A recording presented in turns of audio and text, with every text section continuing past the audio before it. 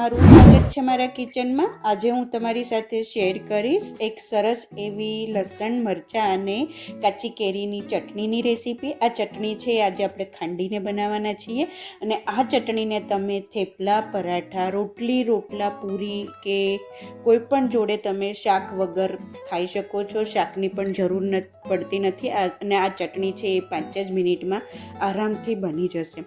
તો ફ્રેન્ડ્સ, ચટણી બનાવવા માટે આપણે આટલી વસ્તુની જરૂર છે। એના માટે 1 ચમચી તેલ, 1 ચમચી ખાંડ, 1 ચમચી ધાણા જીરું, સ્વાદ પ્રમાણે મીઠું લઈ લીધું છે, 1 લસણનો ગાંઠિયો, અડધું લીંબુનું ફાડું, અડધા કપ જેટલી કોથમીર અને 2 થી 3 ચમચી જેટલી કાચી કેરીની કટકી અને 7 થી 8 આપણે લાલ મરચાં લઈ લઈશું। મીડિયમ એવા તીખા છે, બહુ તીખા નથી, એટલે જો તમને વધારે તીખી ચટણી જોતી હોય તો તીખા મરચાં લેવાના। હવે આ બધી વસ્તુને ભેગી કરી આપણે ખાંડી લઈશું। મારી પાસે ખાંડણી છે એ નાની છે, એટલે મેં શું કર્યું કે લસણ, મરચાં અને કેરીને આવી રીતે મોટું આવી રીતે ચોપરમાં ક્રશ કરી લીધું। મોટું છે કેમ કે ટેસ્ટ છે એ ખાંડેલી ચટણીનો જ વધુ આવે છે, એટલે મેં ખાંડણી નાની હોવાથી ચટણીની ક્વોન્ટિટી વધુ હોવાથી મેં આવી રીતે મોટું ક્રશ કરી લીધું છે। હવે આ બધી વસ્તુને આપણે ખાંડણીની અંદર ભેગું કરી દઈશું, એડ કરી દઈશું। આની અંદર આપણે લસણ, મરચાં અને કાચી કેરી એડ કરી દીધા છે। હવે સ્વાદ પ્રમાણે મીઠું એડ કરી દઈશું, 1 ચમચી ધાણા જીરું એડ કરી દઈશું, 1 ચમચી આપણે ખાંડ એડ કરશું। હળવા હાથે આપણે આ બધી વસ્તુને ખાંડી લેશું। જો તમારી પાસે મોટી ખાંડણી હોય તો ખાંડતા તમને તકલીફ નહીં પડે, નાની ખાંડણી હોવાથી થોડીક તકલીફ પડી હતી, થોડોક ટાઈમ લીધો હતો।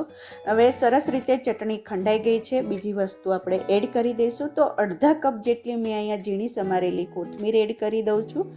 1 ચમચી આપણે શીંગતેલ એડ કરી દઈશું। શીંગતેલથી આ ચટણી છે એ ખૂબ ટેસ્ટી લાગશે। અડધા લીંબુનો આપણે રસ નીચવી દઈશું।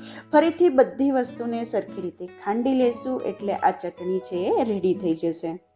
તો ફ્રેન્ડ્સ, આ ચટણી છે એ શિયાળામાં બાજરાના રોટલા, પરાઠા, થેપલા જોડે ખૂબ ટેસ્ટી એવી ચટણી લાગે છે અને 5 થી 7 મિનિટમાં ચટણી બનીને રેડી થઈ ગઈ છે। જો તમે જોઈ શકો છો કે સરસ એવી ચટણી ખંડાઈ ગઈ છે। આપણે આવી અધકચરી ખાંડેલી ચટણી બનાવવાની છે, જેથી તમે જ્યારે કોઈ પણ વસ્તુ જોડે ખાશો તો જે ખાતી વખતે મોઢામાં કેરી, લસણ અને મરચાંની તમને બાઇટ આવશે, જેનાથી તમને એક સરસ એવું ફ્લેવર આવશે।